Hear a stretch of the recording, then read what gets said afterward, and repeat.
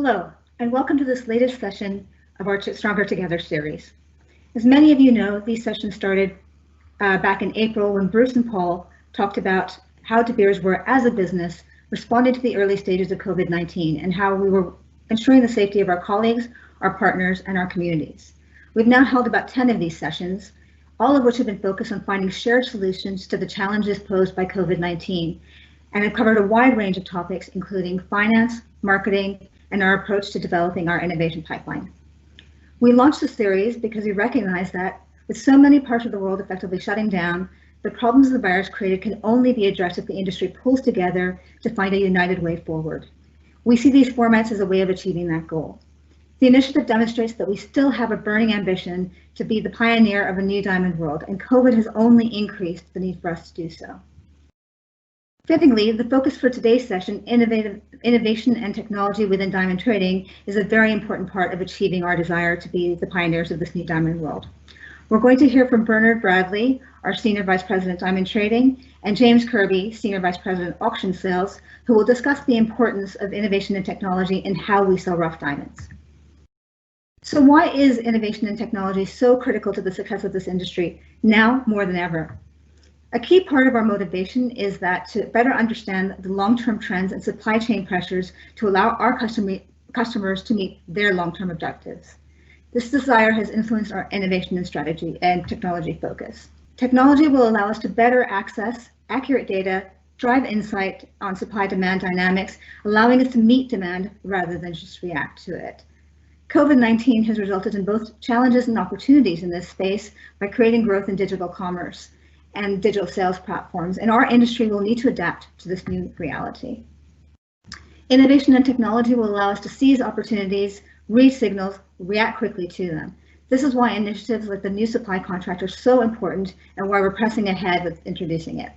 It will help all of us achieve a sustainable and stable value chain. We need to continue to work together to use innovations to manage the recovery. As a key part of this, the innovation and technology will also help us create creation of shared values and collaboration, allowing us to gather and deploy the vast energy of the entire value chain to create a new reality and grow consumer demand for our product. It's only through collaboration and pooling of our ideas, our skills, our resources, and our knowledge that we can strengthen our industry and emerge from this challenging period more resilient and stronger. Our journey to the new diamond world was already well underway when COVID-19 struck. Indeed, many of you will recall the speech by Bruce at last year's Business Excellence Seminar where he talked about our aspirations. For example, we're continuing to heavily research and create synthetic detection equipment. We're looking to automate some of our mining recovery processes. We're continuing to invest in new sorting technologies to allow us to make it easier to provide a more consistent and more accurate product for our customer base. We've launched the new De Beers Auctions Buy platform, which allows registered buyers the opportunity to buy 24 hours a day, 7 days a week. In recent years, we've also launched several new business model innovations such as Lightbox, GemFair, and Tracer. In particular, Tracer is allowing the establishment of provenance, authenticity, and traceability throughout the entire value chain. Our research tells us that this is what consumers want and will continue to want in the future. So technological solutions like Tracer are vital to the success of this industry. We're very proud of the work that we've done, and this is an example of where we've been able to use seamless digital technology to drive an efficient and connected industry. Further to this, if you listen to Neil's Stronger Together series a few weeks ago, you'll have seen that we're also investing in a venturing arm that focuses on working with startups. We recognize that we won't have all solutions to all the problems and we can't have all the answers ourselves. Our engagement with these startups is a fantastic way for us to complement our internal innovation pipeline. As I said, this is a journey that we've already started and we're making good progress towards it, but the events of the last 6 months have accelerated the need, increased the importance of using an innovative approach for everything that we do. These last few months have been hugely challenging to the entire industry, but I sincerely believe that if we continue to innovate and introduce new technologies, we will emerge more efficient, more coherent, and stronger than ever before. So without further ado, I'd like to introduce Bernard and James and get their thoughts on the topic of today's session. So Bernard, if I can start with you. I mean, I've talked a lot about this idea of being the diamond pioneer of the new diamond world. What does that mean to you? Firstly, thank you, Raj, and welcome to everyone who's joined us from across the world today. I think when we think of a new diamond world, our aim is to create an intelligent and connected world of insights, innovation, and opportunity. And then leading from this, deploy a seamless use of digital technology to drive an efficient and connected industry. I think actually a great example of this, which you've already mentioned in your introduction, would be Tracer. And James, I understand that there's been quite a lot of digital development at auction sales. Would you talk to us a little bit about that, please? Sure, Raj. Well, hello everyone, and morning, evening to people across the world. It's a great topic to be talking about, and Raj, you've done a great introduction there of where we are, and the transformation of where we are with this technology and innovation path in the last year and a half, 2 years with auction sales has been a great escalation to learning technology-wise as well as innovation from us building this new digital platform, which has got serverless technology, which means that your speed and access of customer experience is phenomenal. It has the mobile capability of customer being able to access products, view auctions, view on the new buy platform on mobile devices, iPads and tablets, etc.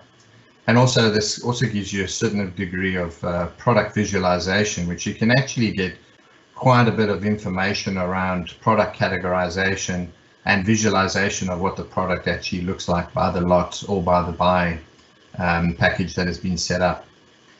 But this, all in all, is all around user experience and actually giving customer the full end-to-end seamless experience of time, which is so much faster and quicker, and also exposure to as much product and a diverse amount of product line that we can offer in the auction lines. So this technology has enabled a huge amount of enablement for the customer in this space. So I'm going to ask you both about how COVID has impacted that, but James, let's start with you because you just talked about sort of the innovation, the digital innovation, and presumably that has made it easier for you to meet some of the COVID challenges. Yes, well, as you said, Raj, the COVID has really accelerated a lot of our innovation thinking, and ideation has actually been quite fast in the last 4 or 5 months than ever before. And from that, we've done quite a lot of development into this buy platform and where we are and where we're going. And COVID has also brought a certain amount of interaction, of viewing still, that we can do in certain amount of our offices. And customer and our sales teams interactions have obviously had to follow a certain amount of protocol. So there has been also developments around our viewing app, how we can actually have customers in viewing rooms and able to see things through tablets and actually view with that distance requirements that is needed in protocol, as well as the booking your time and the precious time around exposures to others and distancing with others, that you can book online and get your time slot for your viewing, and creating even more interaction with this online interaction chat, which also creates a lot more interaction. And that's also quite good for COVID protocols. So yes, it has given us a lot more acceleration to our innovation and ideation. Bernard, I imagine it's a bit more difficult from your perspective because this hasn't been a digital pipeline at all. So how have you coped with the COVID-19 challenges? Well, you know, Raja, I think similar to what James has said, I wouldn't say that our view of innovation has changed as a result of COVID, but I would say that it's brought its relevance into sharper focus and accelerated both our thinking and our actions. I think it's also allowed us and our clients to more fully embrace change and new ways of doing things. And I guess as an example to that, if a year ago I had stood up at a site one week and suggested that we would stop market visits and only meet clients virtually through Microsoft Teams, I think most people would have, one, thought I was crazy, and two, thought it was impossible. But a year on, Of course, it's not ideal, and many of us, including myself, are desperate to get traveling again. But collectively, we have made those virtual meetings work. So I think that's a good example of the way that we've been able to do things different, or the way that we've thought about things differently. But I think then going on to how has it changed our business, and to your question of has it made it more difficult? Well, the two main impacts of COVID-19 on our business in GSS have been the restrictions of movement and of goods and people, and the reduced demand for polished diamonds as retail around the world has obviously been disrupted. Now, we like to think at De Beers that in normal times we've shown a lot of adaptability and agility, but this year we've really had to stretch these muscles even more than usual. We've not been able to welcome our site holders as normal to Botswana, so we've had to find ways of getting the rough diamonds to them. And given the uncertainty of demand, we've also had to introduce what are really quite extraordinary levels of flexibility. Do you think, Bernard, that some of those changes that you've made during this period are here to stay? I guess that would depend on the specifics. I think for sure there are elements of what we have done that will be here to stay. And, I'll maybe give you an example of, one of the greatest challenges that we've had during this period of trying to do things differently has been our ability to complete buybacks on the goods that we've been showing in remote locations. The fact is, in these locations, we just don't have the right team members to execute buybacks. And of course, with the restrictions across the world, we've not been able to move those people to those locations. Now, we found the workarounds, but they're not necessarily cost effective or efficient. And I know that sometimes they create some frustrations for our clients, and frankly, they create some frustrations for us as well, because we're not able to operate in the way that we normally would. But as a result of all of this, we've begun piloting a process of virtual viewings and buybacks, actually using a technology that was developed by our auction sales team in Singapore. This technology, when perfected, will allow clients to be anywhere in the world, view high quality images of stones in I guess what you could describe as a virtual box. And then following that, they can make the purchase or the buyback decisions based purely on this virtual viewing. This also has the additional benefit, and this has been one of the big frustrations for the team, of the length of time that it's taking things. If we do it this way, the team will be able to react immediately here in Gabs as soon as they have those files sent back to them. We're then not having to wait for goods to be packed up, put on a plane, shipped back to Botswana for then the buyback process to begin. So I think that is one really good example of how things could change. The feedback that we've had so far on the pilots has been very, very positive. We've also had some good suggestions and contributions, which has allowed us already to improve the process and also the technology that sits behind it. Would you say, Bernard, that was the most challenging part of this change brought on by COVID, or were there other challenges that you found even more difficult? Look, I think it's probably the one, and maybe it's just because, last week was site week. This week is still site week because, of course, we've entered into this new place where a 5-day site week is not what it used to be. And so maybe it's the one that's probably top of mind for me right now, because as we speak, we're waiting on goods coming back from Antwerp.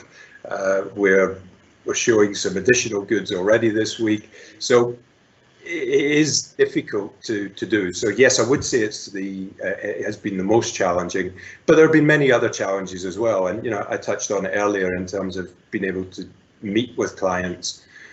Whilst of course we have been able to work and use the technology, often there really isn't anything to replicate that feeling of being in market, being in the diamond bourses, and really being face to face with clients. And I think that's something that we all, as a business that is about people, that's something that we want to get back to sooner rather than later. And so, James, I guess you have some similar challenges.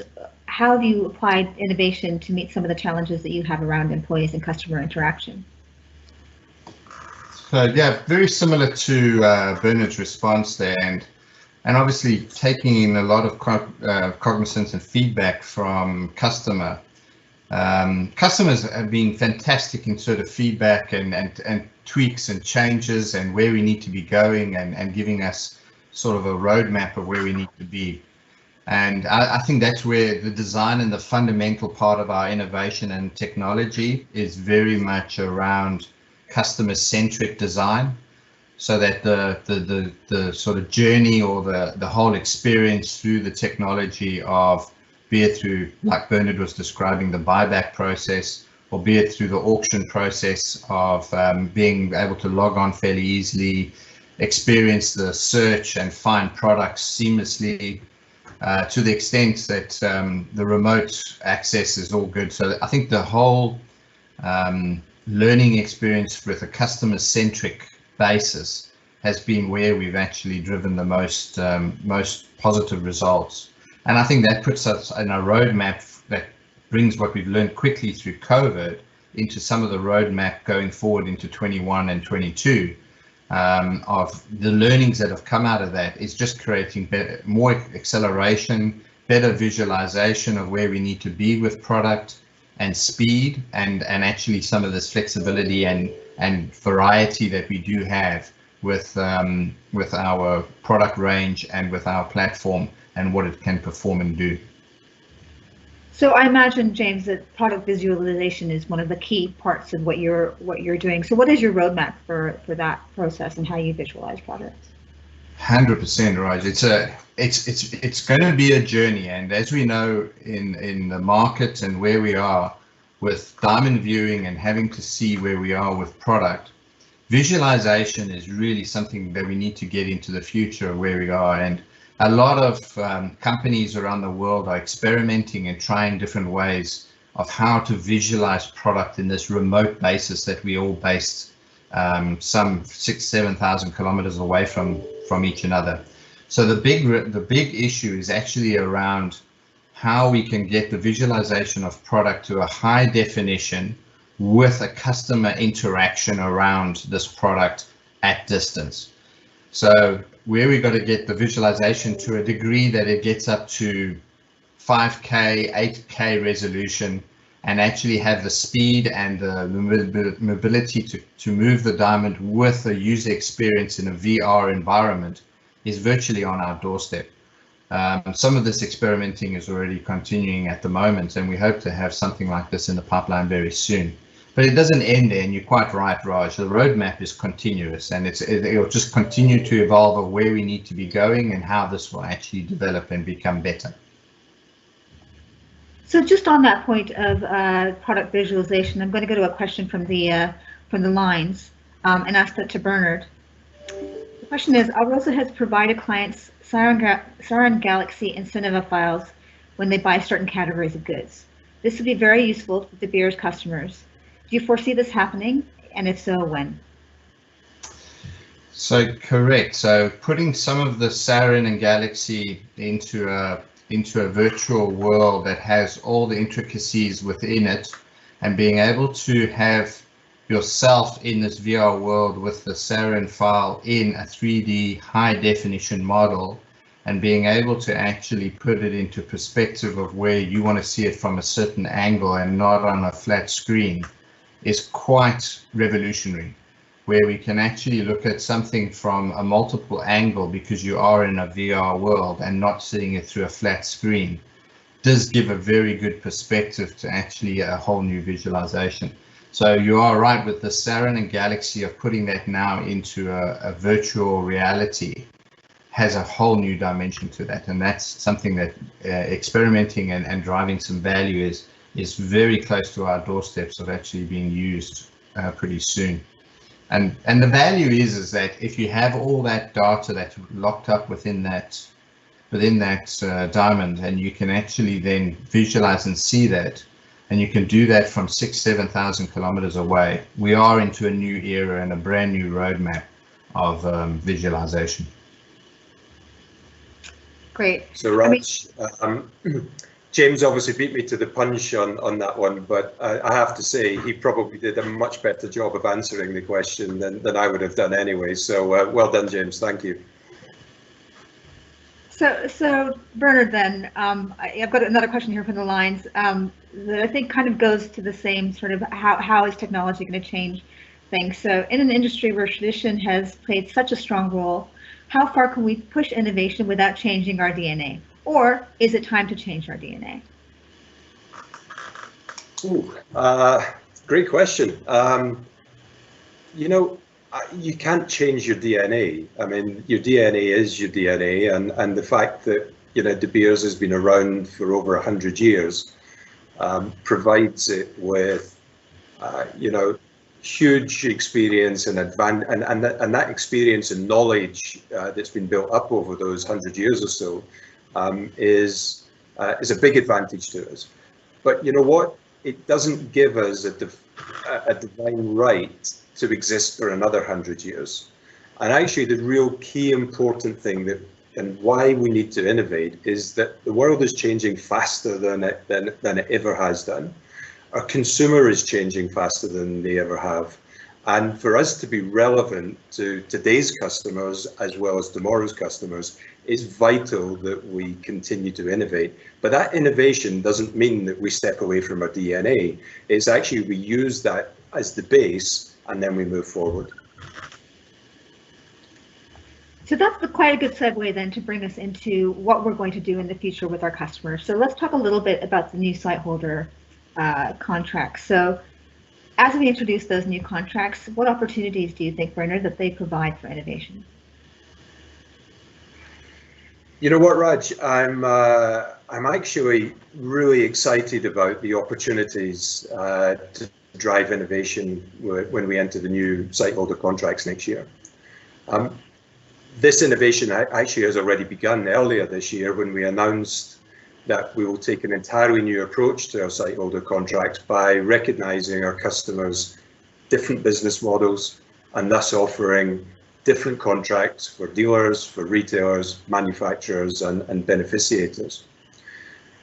I believe this will give us the right platform to go even further in our attempts to better understand each client and create additional value for both parties through collaboration. And so can you expand a little bit about how this might look for manufacturers and in particular for people who are beneficiating in producer countries? Of course. Now, I'd say as we all know on this call or on this side of the call, we haven't finalized these things entirely yet, but you know, we're obviously a long way down the route.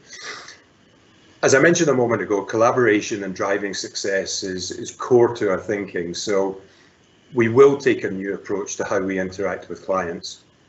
It's likely that we will have a team dedicated to both manufacturing and beneficiation. And together with clients, we'll collect and build data sets with information such as rough input, polished outcome, manufacturing efficiency, utilization, manufacturing cycle times, etc., etc. And then armed with these reports, the teams will meet at the manufacturing facility every quarter to review data, examine current operational opportunities and challenge, and then review, obviously, the previous agreed joint objectives. From all of this interaction, we'll then set the future plans and area of focus. So hopefully you can see in that, that's a very different way to the way that we're engaging with manufacturers today. So, I mean, we talk a lot about data in this new world. So we keep asking customers for data. What's in it for them? Yeah, great point, Raj, and thank you for calling that one out, because I know that it is one that's a big frustration of many clients. Look, as I've said already, and I'll probably say again before we finish, collaboration and joint value creation are central to our thinking in all the new contracts. So the intention is that we use these data sets to provide valuable feedback to clients that will help them improve their operations. The data will not just flow in one direction, i.e. from the client to De Beers and then end of story. It will sit, the way that we envisage it is that it will sit at the center of and drive our interactions in a continuous flow. And that really is quite different to the way that we have been using data up until now. That's not because I think we've been doing it wrong, it's just that we've been moving towards this new space, and in order to do that, there was certain data that we had to collect and build as we went through the account planning process. But in this new world and this new space of continuous flow of data back and forward between ourselves and client and working with that data collectively, I think that can really, we can also use that to assist our decision-making process in areas like box structures and pricing, as an example. So how will this impact the dealer contracts then? So you've talked a bit about manufacturing. Is there an innovative approach to the dealer contracts as well? Yeah, I think for sure in terms of dealer contracts, there is the opportunity to innovate, because of course the model is fundamentally different to manufacturing, so we do have to think differently, and we have to put as much energy and focus into that space. I think we can learn a lot and leverage a lot from some of the great work done already by our auction sales colleagues, and James has touched on some of that already. And that I think is particularly in the space of technology. In addition to that, over the last year, we've engaged with dealer clients to explore where they see the opportunities for us to work better together. And this has been a really valuable exercise, which has helped us begin to form that new dealer contract, and that will be part of it. And then finally, before I move off the contracts, then what about the integrated retailer contracts? What are the plans for those? Yeah, and maybe just to say, first of all, I mean, the integrated retailer contracts, we don't expect there to be many of these contracts, and probably likely to be single figures initially. Therefore, that will give us the opportunity and the flexibility to have individual contracts specific to the needs of each customer.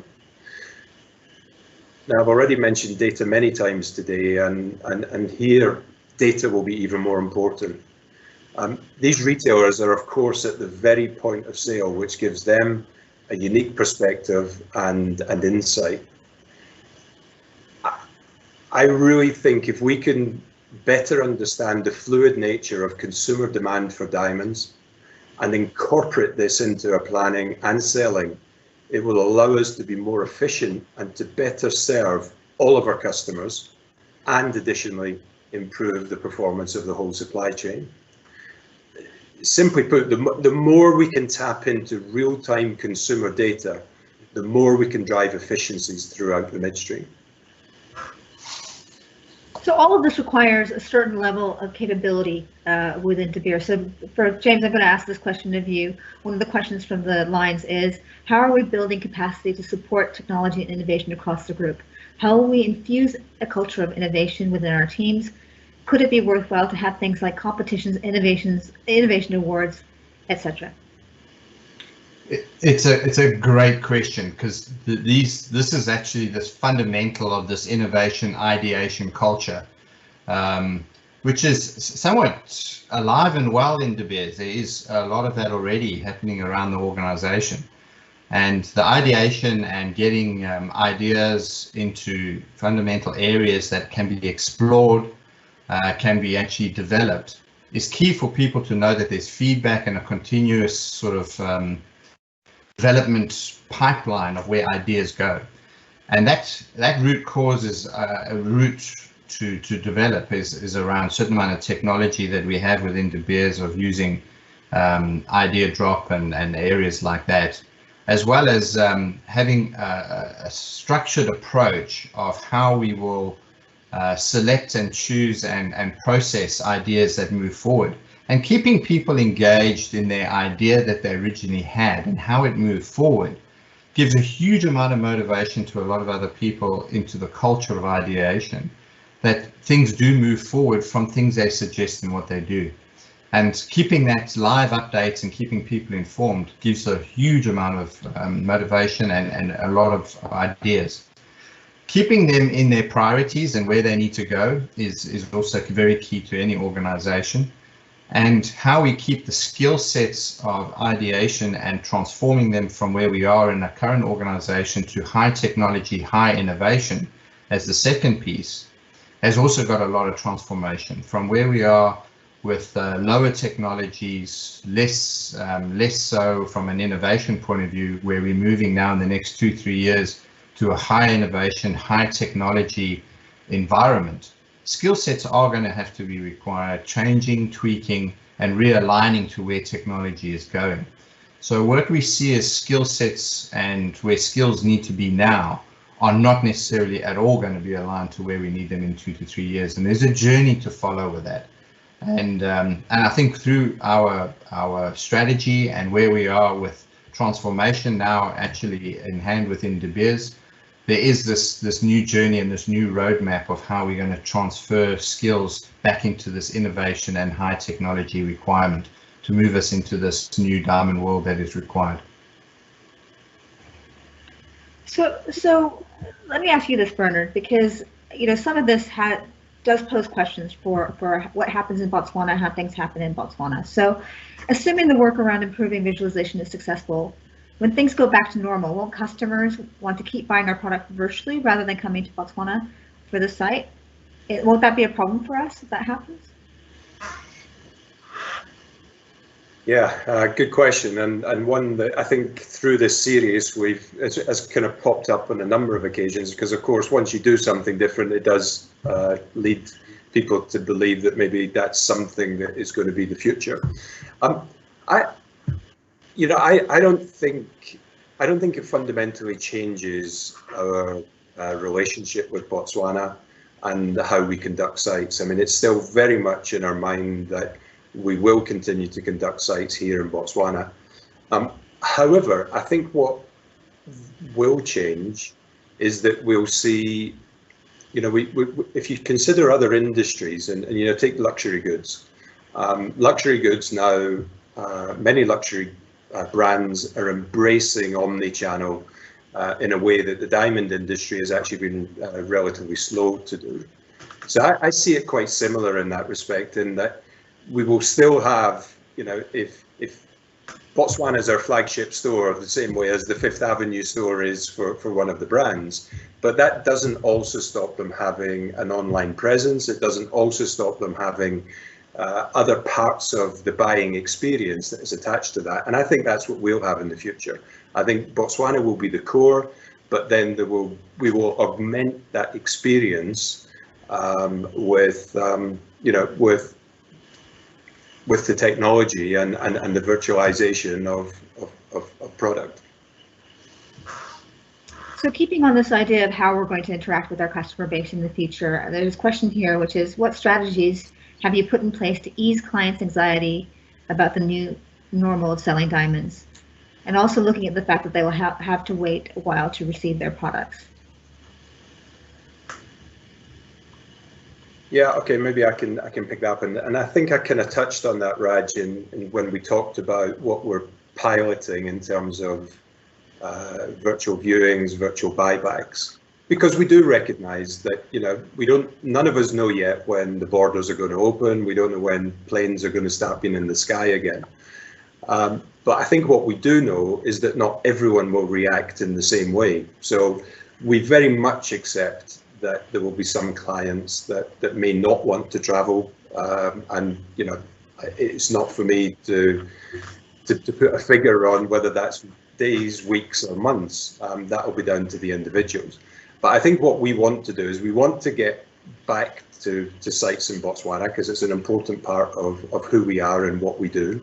But equally, we want to use that technology to allow people to have the best possible experience if they choose not to, or they find that they're not able to travel. Because I think the indications at the moment would appear to be that this is not something that's just going to stop in the foreseeable future. It's probably going to stop and start and stop and start, and therefore that flexibility will have to be there. And I think that's exactly where technology can allow principals who are maybe not able or willing at a certain point to travel, they can still be involved with their local teams on the ground, and it becomes a more immersive experience for them rather than feeling what I guess at times has been detached over the last months.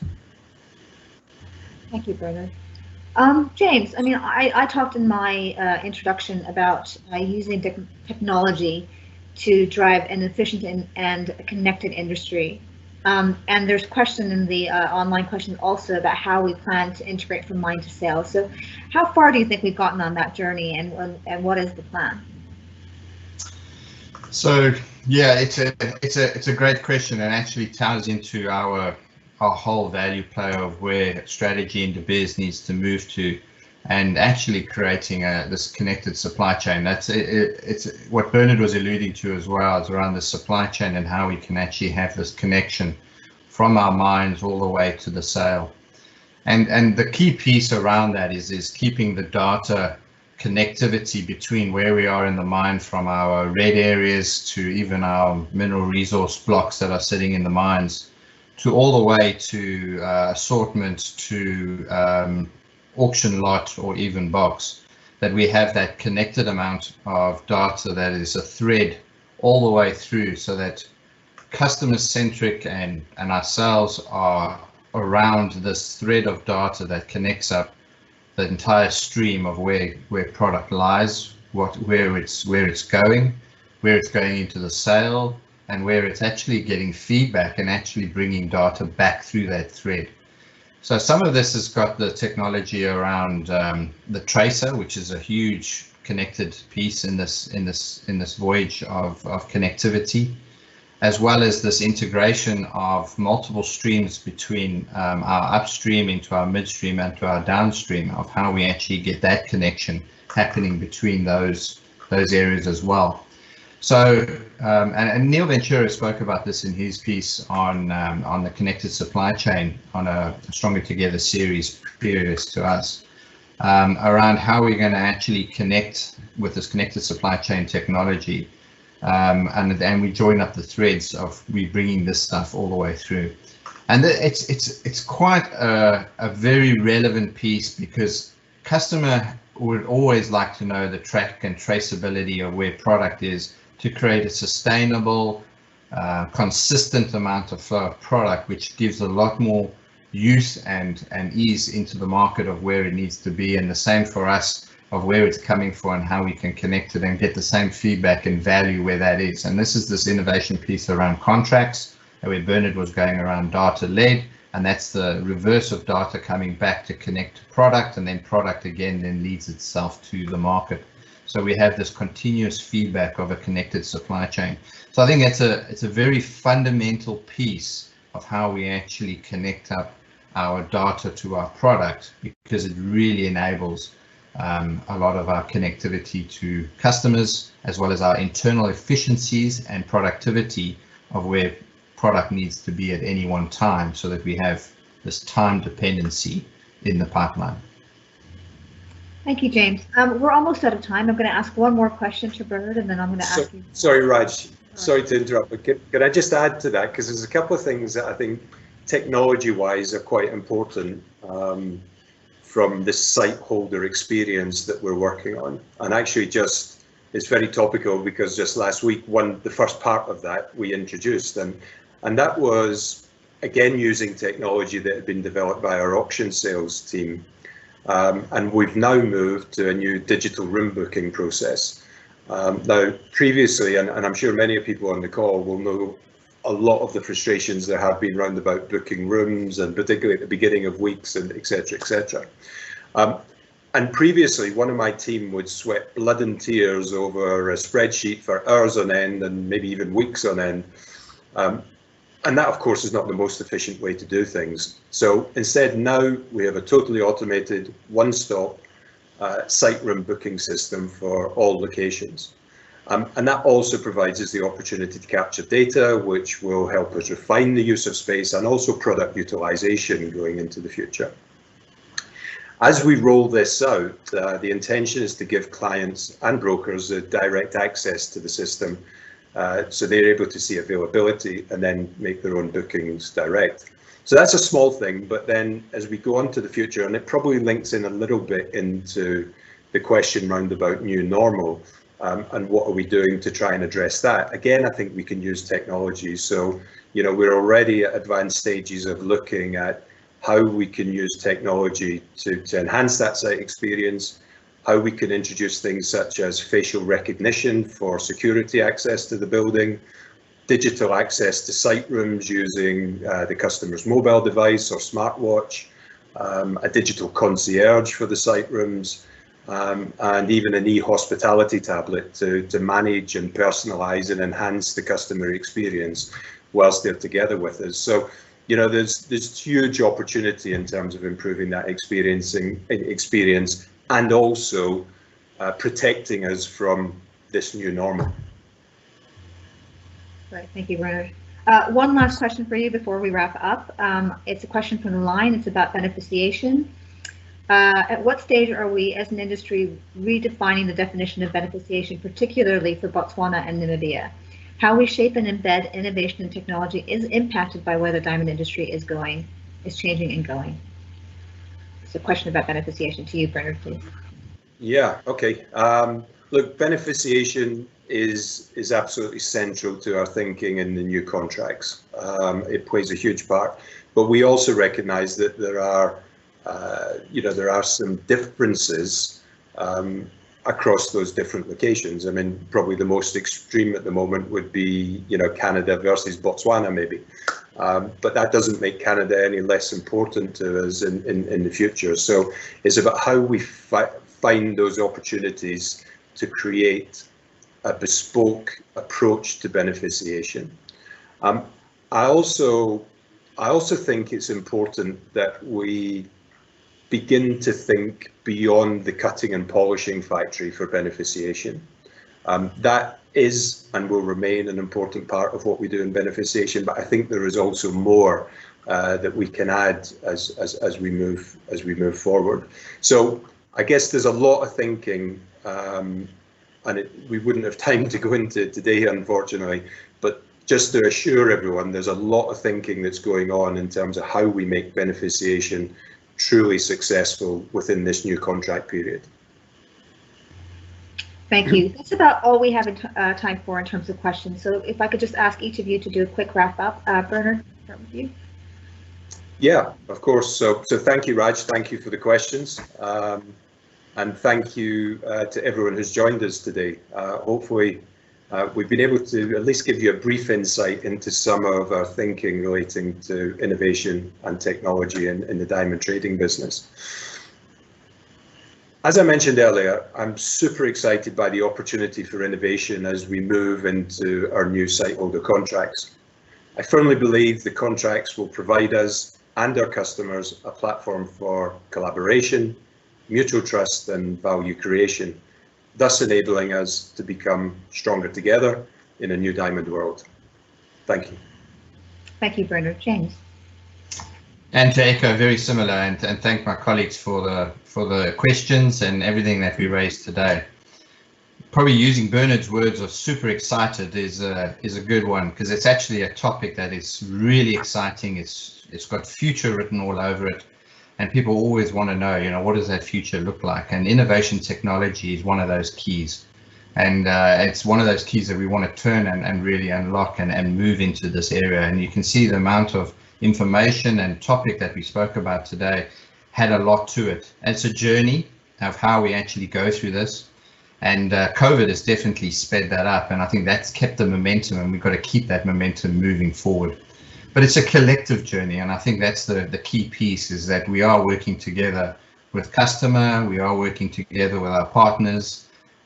We have to work in this collaborative mode because there's so many things that it interacts with, from people side, skills side, from machinery, from technology points of view, and from customer, from data led of where it actually goes and how it actually is used, has so much collaborative sort of impact that we've got to actually work very well together.